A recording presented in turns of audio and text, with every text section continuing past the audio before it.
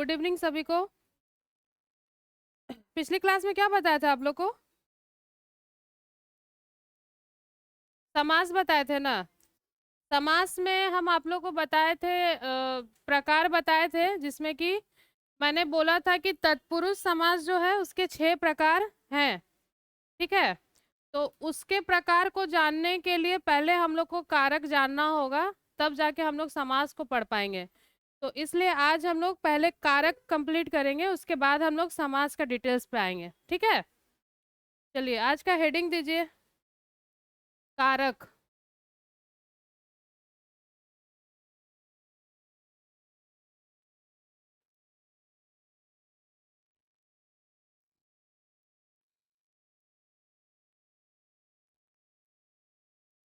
कारक की परिभाषा लिखिएगा। कारक शब्द का कारक शब्द का शाब्दिक अर्थ है करने वाला। अर्थात अर्थात क्रिया को पूरी तरह करने में किसी न किसी भूमिका को निभाने वाला। किसी न किसी भूमिका को निभाने वाला। किसी न किसी भूमिका को निभाने वाला। पूर्ण विराम देने के बाद आगे लिखिएगा। संज्ञा या सर्वनाम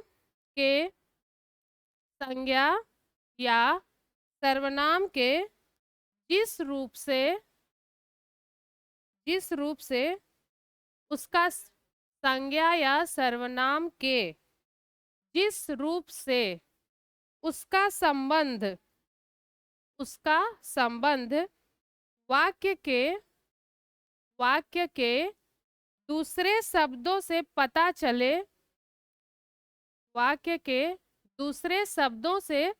पता चले उसे कारक कहते हैं।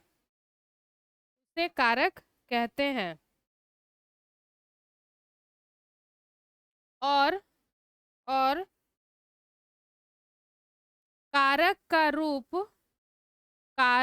रूप प्रकट करने के लिए जिन चिन्हों का प्रयोग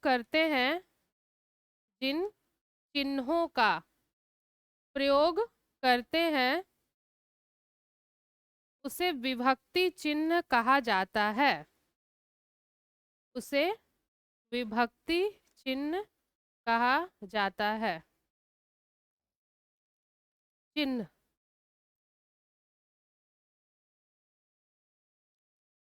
देखिए, कारक क्या है? शाब्दिक अर्थ क्या बताया गया? करने वाला, यानी जिससे काम के होने का बोध होता है वो क्या कहलाएगा? कारक। कारक में भी अब क्या बताया गया है कि जो वाक्य में किसी न किसी रूप से उपस्थित होकर कोई भी कार्य को होने का ऐसा बोध कराता है, उसको हम लोग क्या कहते हैं? कारक कहते हैं। कारक। तो कारक क्या है? जो करने का काम कर रहा है वो कारक है। अब बात किया गया है कि चिन्ह का। चिन्ह यानी जो कारक एक वाक्य से शब्द में किसी का अन्य वाक्यों के साथ या फिर एक ही वाक्य में एक चीज का संबंध दूसरे के साथ स्थापित करता है, और जिस शब्द से स्थापित करता है उसे हम लोग क्या कहेंगे? विभक्ति चिन्ह कहते हैं। ठीक है, जिस शब्द के माध्यम से हम वाक्यों में संबंध को स्थापित करते हैं उसे ही विभक्ति चिन्ह यानी कारक का जो चिन्ह है उसे हम लोग क्या कहेंगे? विभक्ति चिन्ह कहते हैं। अभी अगला इसमें हम लोग कारक लिखिए ऐसे करके।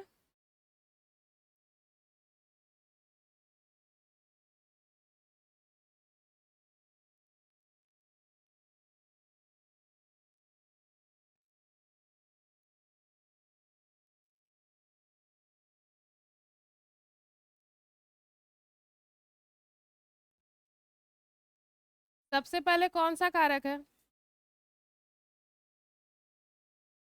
इसका चिन्ह क्या होता है? ने। अर्थ क्या होगा?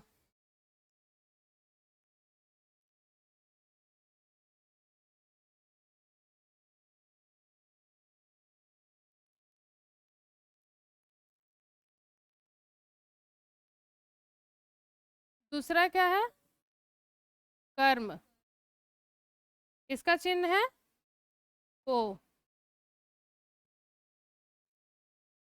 इसका अर्थ है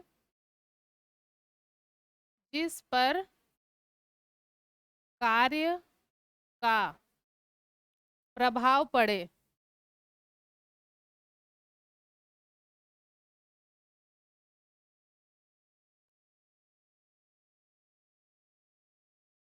तीसरा है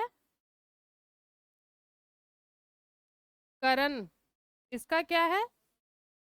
से और के द्वारा।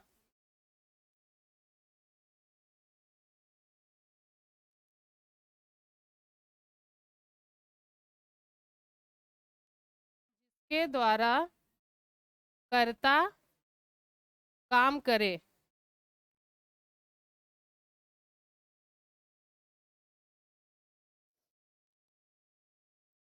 चौथा है संप्रदान।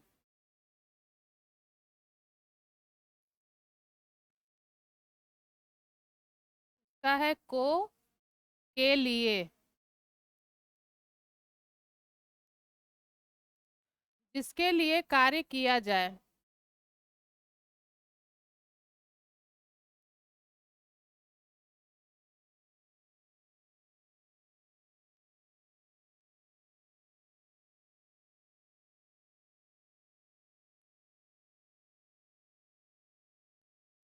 इसके बाद है अपादान।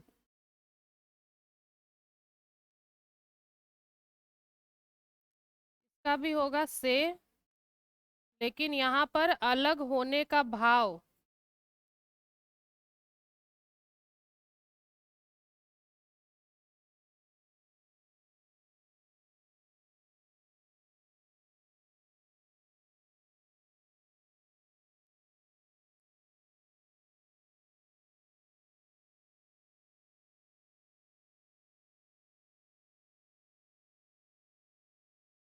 जिससे अलगाव हो।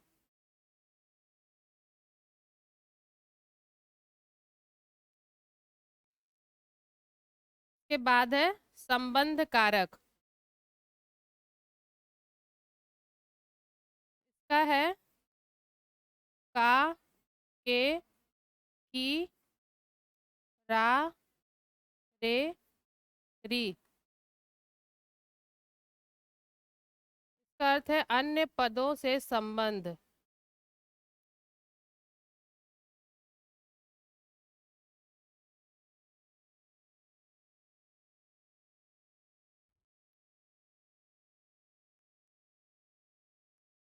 अधिकरण। इसका होता है में पर। ये है क्रिया का आधार।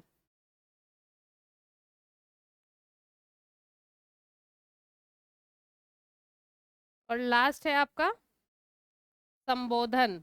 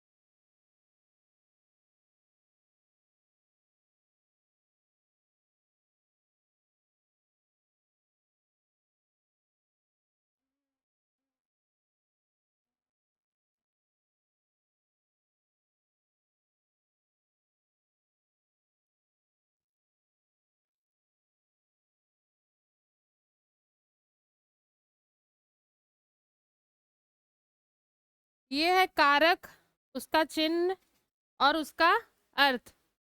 मतलब अगर कारक का प्रकार पूछा जाएगा तो ये कितने प्रकार है? 8 प्रकार है। ये उसका चिन्ह है और ये उसका अर्थ है। कारक का पहचान, कारक यानी करने वाला, इसकी पहचान क्या है? उसके चिन्हों से होती है। एक वाक्य में आपको उसके चिन्ह से ही पता चलेगा कि कौन से कारक का प्रयोग किया गया है। ठीक है, सबका चिन्ह यहाँ पर दिया गया है। कर्ता का क्या हुआ? ने। कर्म को करण से और के द्वारा। संप्रदान को के लिए, अपादान से, संबंध का के की या रा रे री, अधिकरण में पर, और संबोधन हे अजी अरे। देखिए सबका अर्थ भी दिया गया। जो एक वाक्य में काम करता है उसको हम लोग कर्ता कहते हैं, यानी जिसके द्वारा कार्य किया जा रहा है। जिस पर कार्य का प्रभाव पड़े वो होता है कर्म। जिसके द्वारा कर्ता काम करती है वो क्या हो गया? करण। जिसके लिए कार्य किया जाए वो है संप्रदान। जिसमें अलगाव की भावना होती है यानी अलग होने का भाव प्रकट होता है वहां होता है अपादान। अन्य पदों का के साथ संबंध स्थापित करने के लिए हम लोग संबंध कारक। क्रिया का आधार जहां पर पता करना होगा वहां पर अधिकरण। और ये तो संबोधन है, हम जानते हैं किसी का नाम पुकारने के लिए आप उसके आगे जिस चीज का प्रयोग करते हैं वो हो जाता है आपका संबंध। हो गया यहाँ तक? चलिए इसके आगे हम लोग अब कारक के बारे में पढ़ते हैं। सबसे पहला था, लिखिएगा, कर्ता कारक।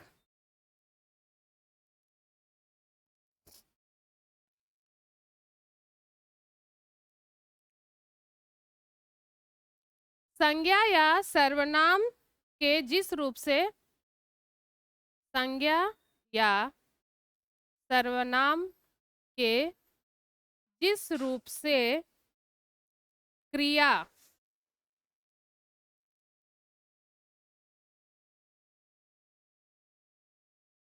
ब्रैकेट में कार्य, क्रिया के बाद ब्रैकेट में कार्य करने वाले का बोध हो, करने वाले का बोध हो, वह कर्ता कारक कहलाता है। वह कर्ता कारक कहलाता है। कारक।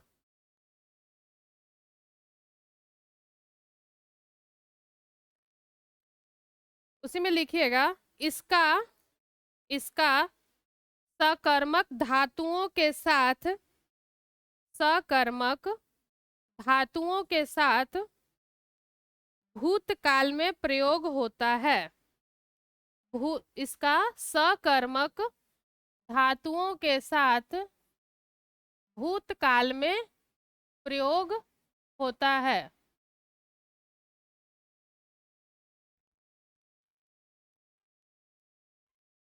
अब देखिए कर्ता के बारे में क्या बताया गया कि जिस वाक्य में जिसके द्वारा कार्य होने का बोध हो, यानी जो मुख्य काम करने वाला है वो क्या है आपका हो गया कर्ता कारक। और इसमें एक चीज जो और लिखाया गया वो क्या लिखाया गया कि इसमें सकर्मक धातुओं के साथ भूतकाल में इसका प्रयोग किया जाता है। अब बताइए इसका चिन्ह क्या था? ने। अब देखिए सकर्मक तो पता है ना, वैसे वाक्य जिसमें कर्म भी हो। अब एग्जाम्पल जैसे कि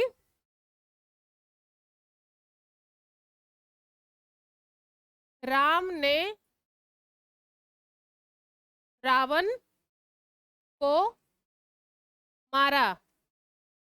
ठीक है, ये वाक्य देखिए इसमें कर्ता कौन है? राम। और कर्म रावण। और किस चीज से इसको जोड़ा गया है? ने। तो ने क्या है यहाँ पर? कर्ता कारक है, कर्ता कारक का चिन्ह है। ठीक है, इससे पहचान होगा कि वाक्य में कौन सा कारक है? कर्ता कारक है। लेकिन आप देखिएगा कि यहाँ भी एक कारक है ना, कर्म भी है यहाँ पर। लेकिन यहाँ पर हम लोग किस चीज की बात कर रहे हैं? हम लोग बात कर रहे हैं कर्ता कारक की। और राम ने रावण को मारा, ये किस प्रकार का वाक्य है? भूत भविष्य वर्तमान, भूतकाल है ना, क्योंकि राम ने रावण को मारा, हमने यह कार्य कर लिया। तो ये क्या है? आप कर चुके हैं, जो चीज हो चुका है यानी भूतकाल है। तो वैसे वाक्यों में ही इसका प्रयोग होगा। दूसरा एक एग्जाम्पल लिखिए।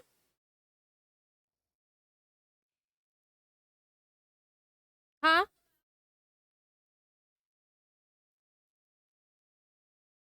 को के लिए किसका है? कर्ता ने कर्म को, तो कर्म कारक होगा ना, संप्रदान नहीं होगा वो। ठीक है,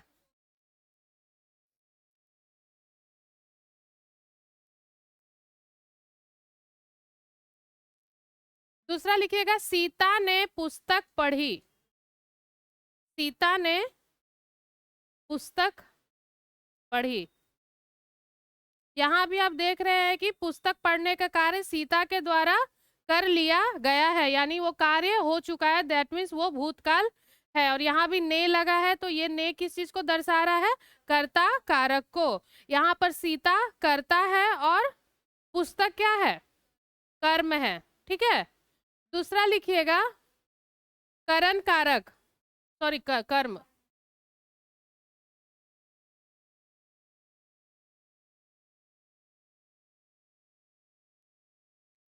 कार्य जिस पर हो रहा है, कार्य जिस पर हो रहा है वह कर्म कहलाता है। वह कर्म कहलाता है। इसका विभक्ति चिन्ह, इसका विभक्ति चिन्ह को है। को इन्वर्टेड कॉमा के अंदर लिखिएगा, को है।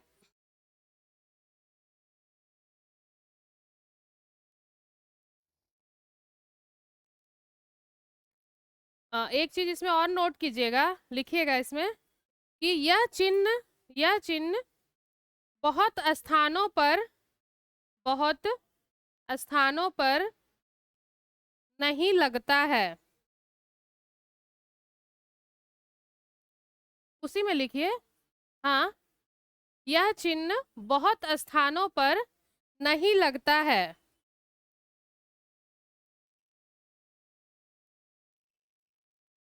उसी में आगे लिखिएगा कार्य का फल, कार्य का फल या प्रभाव, कार्य का फल या प्रभाव जिस पर पड़ता है, जिस पर पड़ता है कर्म कारक कहलाता है। कर्म कारक कहलाता है। देखिए एक चीज और देखिएगा, ऐसा नहीं होता है कि वाक्य में आपका एक ही कारक आएगा। वाक्य में मिश्रित मतलब एक से अधिक कारक आ सकते हैं। ये पहला वाला एग्जाम्पल भी आप देखे थे जिसमें क्या था? दो कारक चिन्ह था।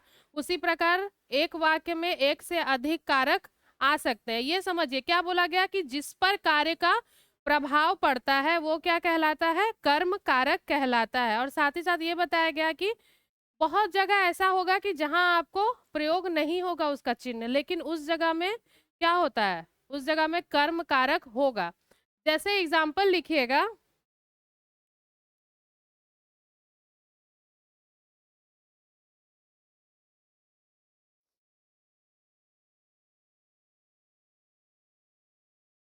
मोहन ने सांप को मारा। हाँ, यहाँ हम लोग इसको चिन्हित कर रहे हैं, को। ये क्या हुआ यहाँ पर? कर्म कारक। और आप चीज देखिएगा यहाँ पर कर्म है क्या? सांप। ठीक है, मोहन क्या है? करता है। मारना क्या है? कार्य है। और सांप क्या है? कर्म है। तो किस पर फल पड़ रहा है? सांप को। किसको मारा? सांप को मारा। तो कर्ता का फल किस पे पड़ रहा है? सांप पे पड़ रहा है। और इसके साथ किस चिन्ह को लगाया गया? को। तो ये क्या है? कर्म कारक। अब एक और सेंटेंस इसी में लिखिए कि लड़की ने पत्र लिखा।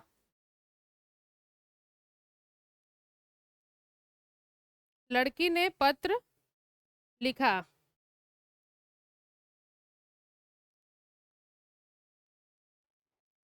हाँ, तो अभी वाक्य मैंने क्या बोला? दूसरी लाइन जब आपको मैंने लिखवाया है तो उसमें मैंने ये बोला है कि बहुत जगह ऐसा है जहां पर चिन्ह का प्रयोग नहीं होता है लेकिन वहां पर कर्म होता है। अब देखिए लड़की ने पत्र लिखा, इसको हम पत्र को लिखा, एग्जैक्टली अगर वर्ड होगा तो पत्र को लिखा, लेकिन पत्र को लिखने से ये शब्द सही, वाक्य सही उच्चारण नहीं होता है। लेकिन यहाँ पर वो चीज छुपा हुआ है। तो यहाँ पर क्या है?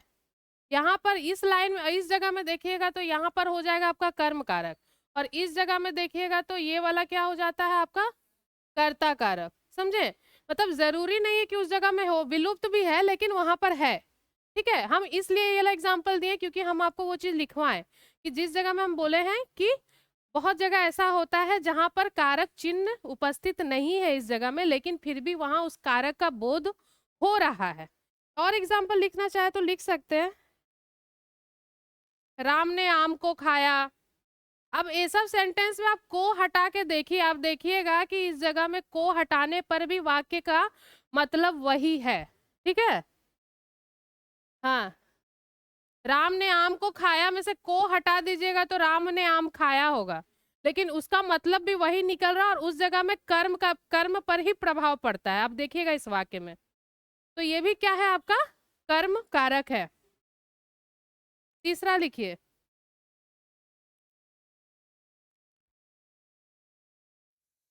संप्रदान नहीं, करण।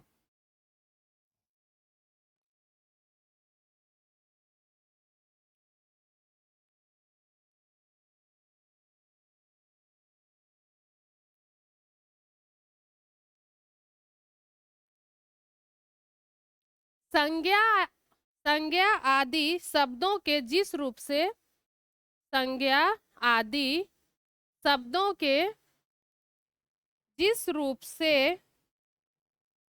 क्रिया करने के, क्रिया, हाँ, जिस रूप से क्रिया करने के साधन का, साधन का बोध हो, बोध हो, अर्थात, अर्थात जिसकी सहायता से, जिसकी सहायता से कार्य संपन्न हो, कार्य संपन्न हो,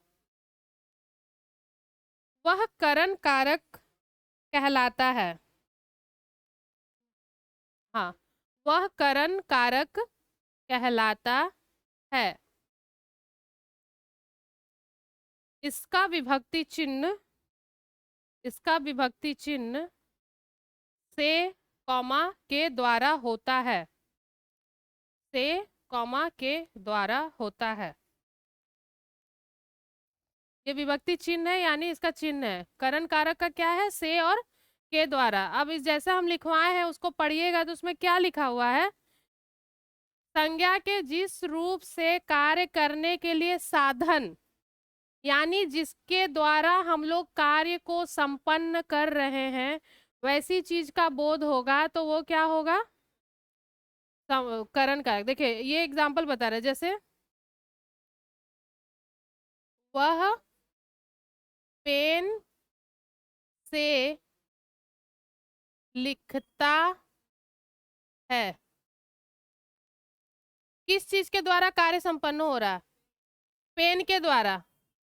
तो पेन क्या है, साधन है जिसके द्वारा कार्य हमारा संपन्न हो रहा है या इसकी सहायता से हमारा कार्य संपन्न हो रहा है, इसीलिए ये क्या है यहाँ पर करण कारक।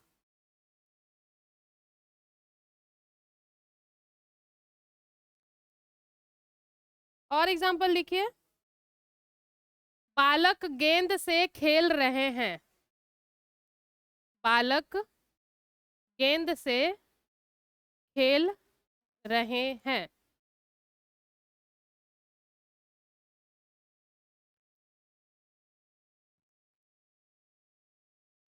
यहाँ पर क्या होगा, गेंद से, ठीक है, तो यहाँ पर वो करण कारक है।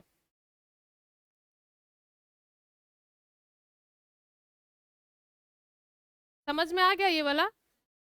चलिए नेक्स्ट लिखिएगा,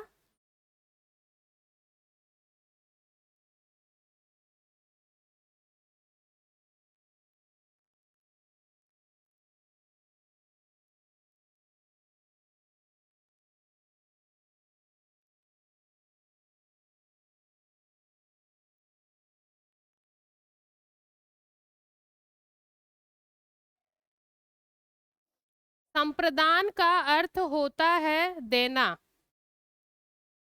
संप्रदान का अर्थ होता है देना, हाँ देना, अर्थात कर्ता, अर्थात कर्ता जिसके लिए जिसके लिए कुछ कार्य करता है, कुछ कार्य करता है अथवा कुछ कार्य करता है अथवा जिसे कुछ देता है, जिसे कुछ देता है, उसे व्यक्त करने वाले रूप को, उसे व्यक्त करने वाले रूप को संप्रदान कारक कहते हैं, संप्रदान कारक कहते हैं।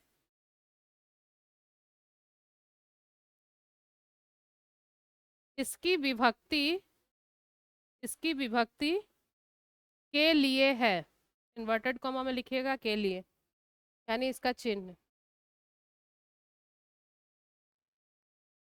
के लिए। जिसके लिए वाक्य में आपको दिखे कि जिसके लिए कार्य किया जा रहा है वहां पर संप्रदान कारक है, इसीलिए इसका चिन्ह भी आसान है। आप देख लीजिए क्या चिन्ह है, के लिए। एग्जाम्पल लिखिए। हाँ,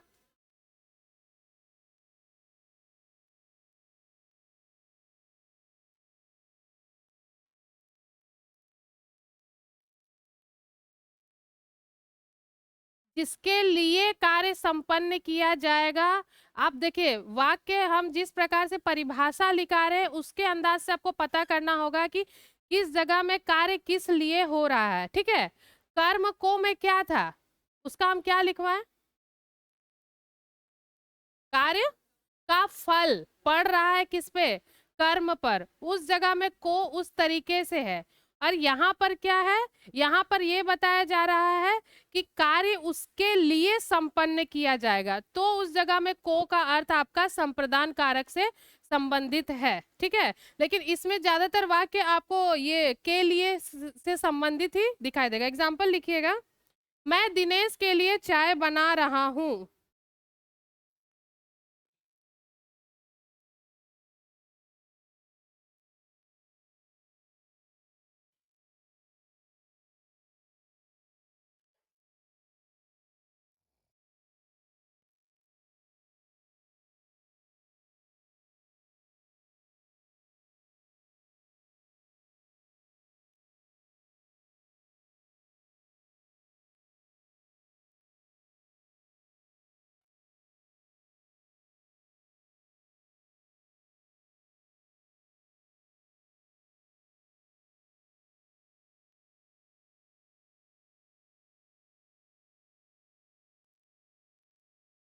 हम्म इस वाक्य में आप देख रहे हैं कार्य किसके लिए किया जा रहा है, दिनेश के लिए किया जा रहा है, और यहाँ पर चिन्ह का भी प्रयोग किया गया है, तो इस जगह में क्या है, संप्रदान कारक। दूसरा एग्जाम्पल लिख लिया,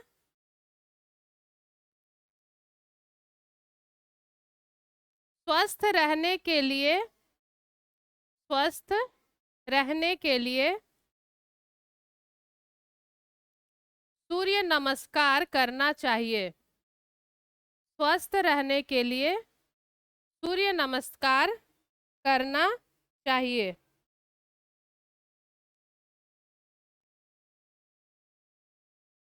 इस वाक्य में क्या पता चल रहा है, किस चीज के लिए कार्य किया जा रहा है, स्वस्थ रहने के लिए, तो इस जगह में के लिए का प्रयोग संप्रदान कारक के रूप में किया गया है। नेक्स्ट लिखिएगा अपादान। देखिए मेन कंफ्यूजन आपको क्या था इसके पहले, करण कारक और अपादान में होता है, क्योंकि दोनों का ज्यादातर सेम है। लिखिएगा अपादान कारक,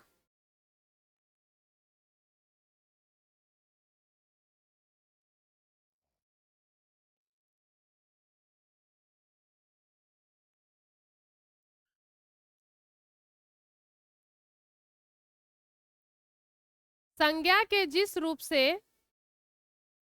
संज्ञा के जिस रूप से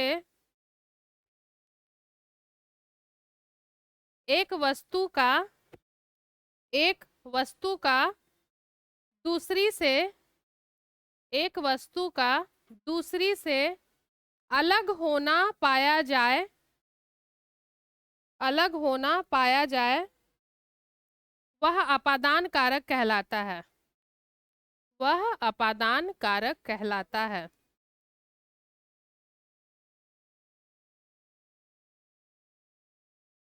इसकी विभक्ति से है, इन्वर्टेड कॉमा के अंदर से लिखिएगा, इसकी विभक्ति से है।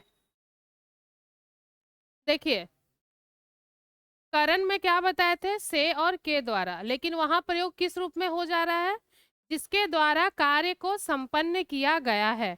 और यहाँ पर मुख्य रूप से ये बात बोला जा रहा है कि जिससे अलग होने का भाव प्रकट हो, वहां पर होगा आपका अपादान कारक। एग्जाम्पल से क्लियर होगा, जैसे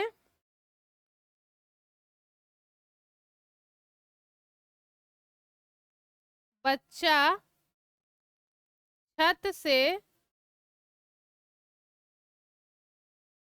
नीचे गिर पड़ा। अब आप इस वाक्य को देखिए, यहाँ पर जो वाक्य है ये है कि बच्चा छत से नीचे गिर पड़ा। छत से अगर कोई नीचे आया तो क्या हुआ, वो दूरी में आया, यानी वहां से अलग होने का भाव प्रकट हो रहा है, यानी उसके बीच दूरी आ गई, इसीलिए ये क्या है, अपादान कारक है।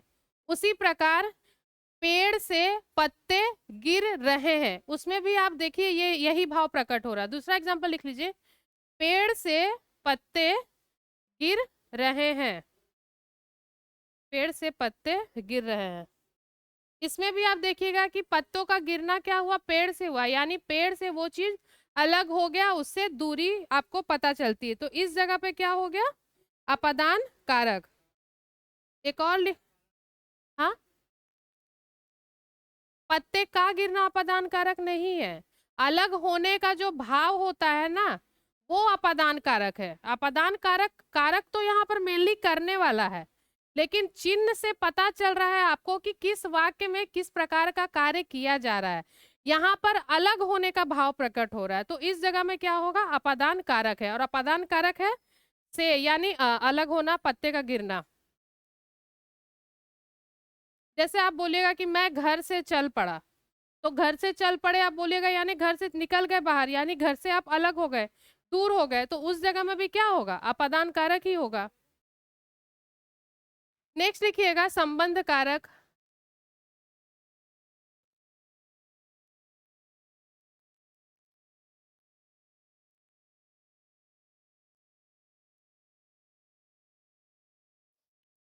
लिखिएगा शब्द के जिस रूप से, शब्द के जिस रूप से एक वस्तु का, एक वस्तु का दूसरे वस्तु से संबंध प्रकट हो,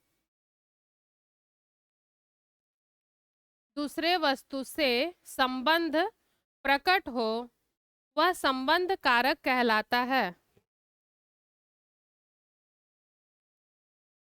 वह संबंध कारक कहलाता है। इसकी विभक्ति का के की रा रे री है, इसकी विभक्ति का के की रा रे री है। का के की कॉमा रा रे री, तीनों के सबके बीच में कॉमा दीजिए, सबको इन्वर्टेड कॉमा के अंदर लिखिए।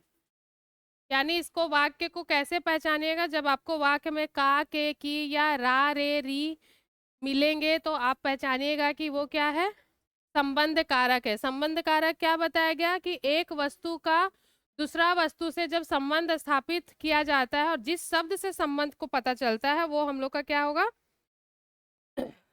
संबंध का। लिखिए, वह राधे श्याम का बेटा है। हाँ, एग्जाम्पल लिखिएगा, वह राधे श्याम का बेटा है।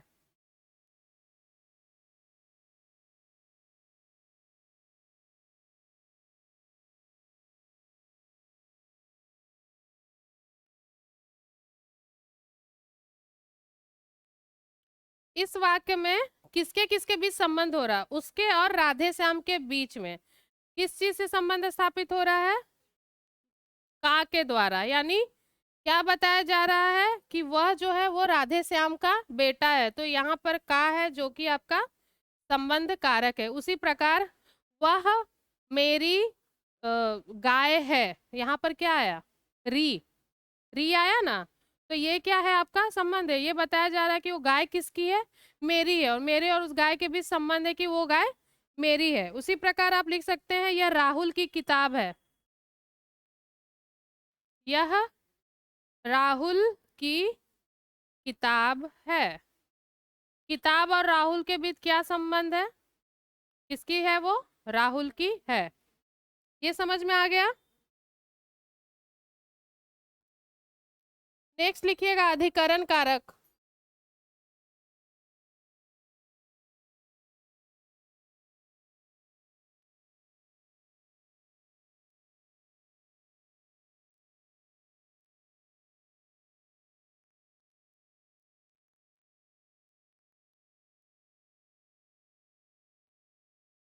लिखिएगा जिस शब्द से, जिस शब्द से क्रिया के, क्रिया के आधार का बोध होता है, जिस शब्द से क्रिया के आधार का बोध होता है उसे अधिकरण कारक कहते हैं।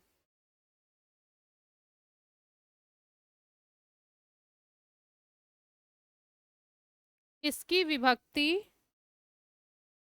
में कॉमा पर है, इसकी विभक्ति में और पर है, में और पर है। इसको समझिए, अधिकरण कारक क्या है, इससे हमको उस वस्तु के आधार का पता चलता है। एग्जैक्टली हमको ये पता चलता है कि वो वस्तु कहाँ और किस स्थिति में स्थापित है या फिर मौजूद है। एग्जाम्पल लिखिएगा, पानी में मछली रहती है, पानी में मछली रहती है।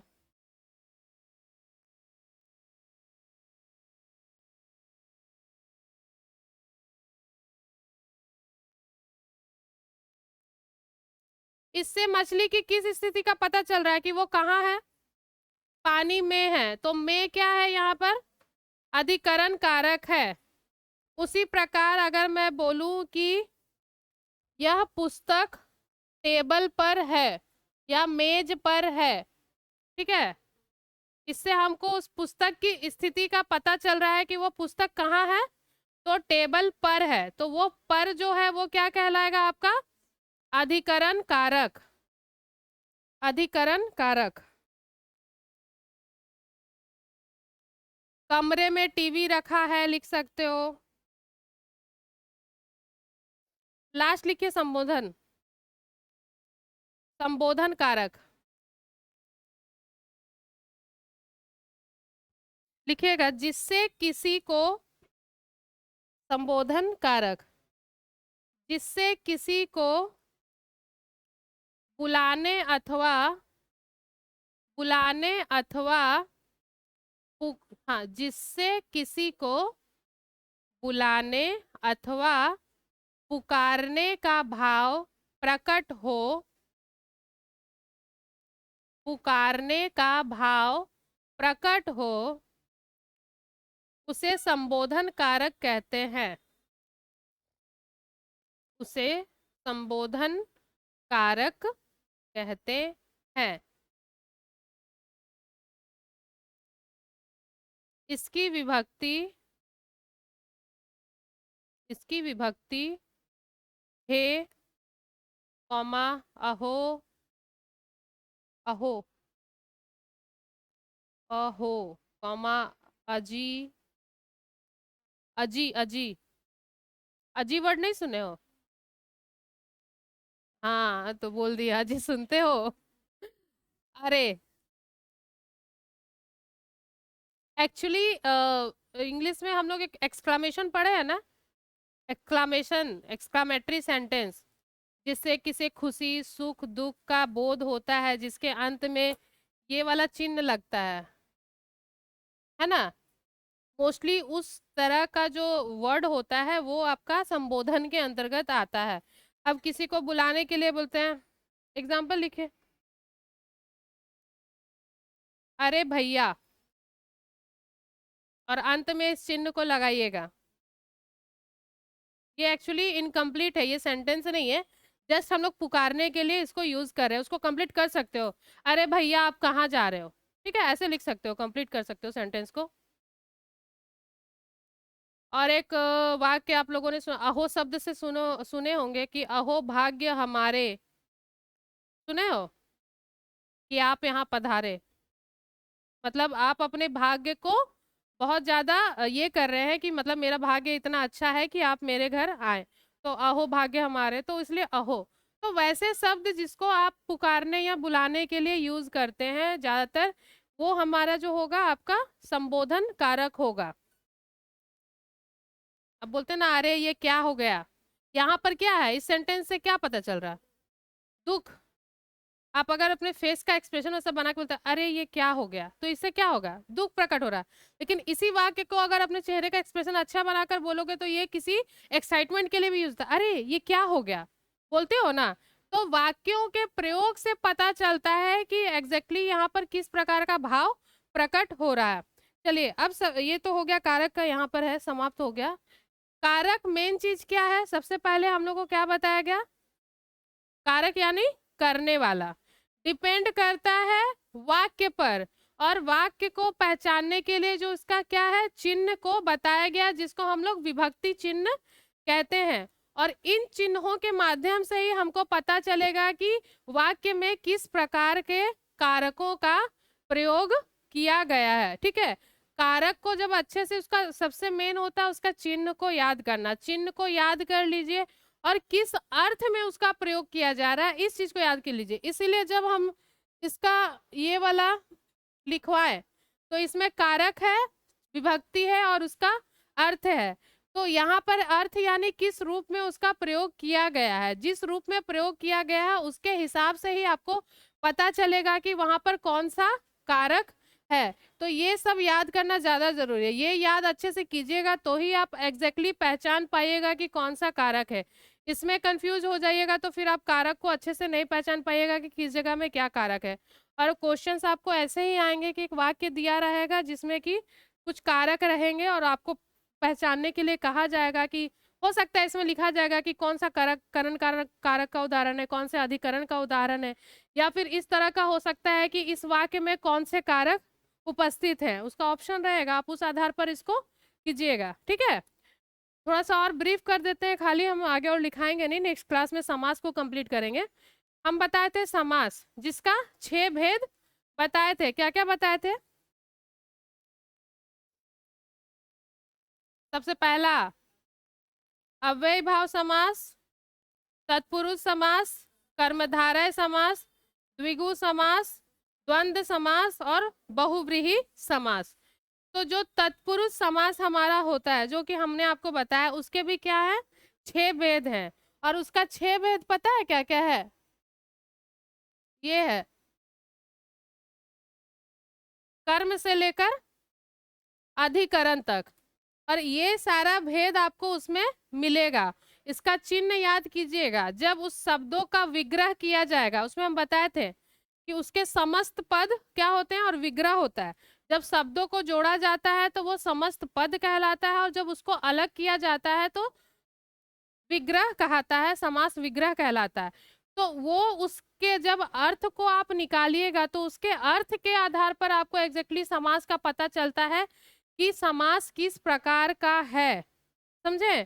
कहीं को आएगा, कहीं ने आएगा, उस प्रकार का होगा। जैसे पीताम्बर, पीताम्बर क्या होता है, इसको अलग करोगे तो क्या होगा, पीला है अंबर जिसका, पीताम्बर को अलग कीजिएगा तो होगा पीला है अंबर जिसका, वो दूसरे प्रकार के समास के अंतर्गत आएगा। ये सब समास को अलग कीजिएगा तो ये चिन्हों से अलग होगा, चिन्ह को अलग पहचानिएगा तब आपको पता चलेगा कि ये कौन सा कर्म तत्पुरुष है या करण तत्पुरुष है या अधिकरण तत्पुरुष है। ये हम लोग क्या है नेक्स्ट क्लास में पढ़ेंगे, तब आपका समास भी क्लियर हो जाएगा। अभी तक जो बताएं इसमें कोई दिक्कत है आप लोग को, नहीं। तो कारक याद करने के लिए कारक और उसका चिन्ह और उसका अर्थ तीनों याद कीजिए, तीनों याद कीजिएगा तो ही आपको पता चल पाएगा कि वाक्य में कौन सा कर्म कारक, जिसमें क्या है, जिस पर कार्य का प्रभाव पड़े, यानी जिस पर हमको कार्य का फल करता हुआ दिखाई दे उसको हम लोग कर्म कारक कहते हैं। एग्जाम्पल जैसे राम ने रावण को मारा। हाँ, तो ने तो आपका ऑलरेडी क्या है, तो हमका इसके ऊपर फोकस करना है ना। कर्म का कारक क्या है, सॉरी कर्म का चिन्ह क्या है, को है। तो को किस जगह में यूज हो रहा है, रावण को मारा। राम हुआ कर्ता, सब्जेक्ट वही ना है, कार्य करने वाला तो वो तो होगा नहीं। हम बात कर रहे हैं कर्म का। तो कर्म क्या है, जिस पर फल पड़ता है, जिस पर प्रभाव पड़ता है। मारने का प्रभाव किस पे पड़ा, रावण पे पड़ा ना। राम ने अगर रावण को मारा तो मृत्यु किसकी हुई, रावण की हुई, यानी प्रभाव तो उसके ऊपर पड़ा। तो वहां पर क्या है, कर्म कारक है, को है। आप इसके चिन्ह से पहचानिएगा, समझे, चिन्ह और उसके अर्थ। हाँ हाँ, बोलिए क्या है। लड़की ने पत्र लिखा, यहाँ पर ने हम नहीं पढ़ेंगे। हम क्या बोले, यहाँ पर को छुपा हुआ है। इस वाक्य में आप लिख सकते हैं लड़की ने पत्र को लिखा। यहाँ पर को छुपा हुआ है यानी हाइड है, आप वहां पर को लिख सकते हैं। वैसे वाक्य में छुप आपको एग्जाम में छुपा वाला नहीं देगा, आपको देगा सब चिन्ह के साथ ही देगा। वहां से आपको आइडेंटिफाई करना है, तब पहचान पाएंगे। हम इसलिए लिखवाएं क्योंकि उसमें एक लाइन था जो कि बताया गया था कि वहां पर कई जगह ऐसा होता है कि आपको वहां दिखेगा नहीं लेकिन उस जगह में मौजूद है। समझ में आ गया ना। चलिए ठीक है, आज के लिए इतना ही, फिर नेक्स्ट क्लास में मिलते हैं।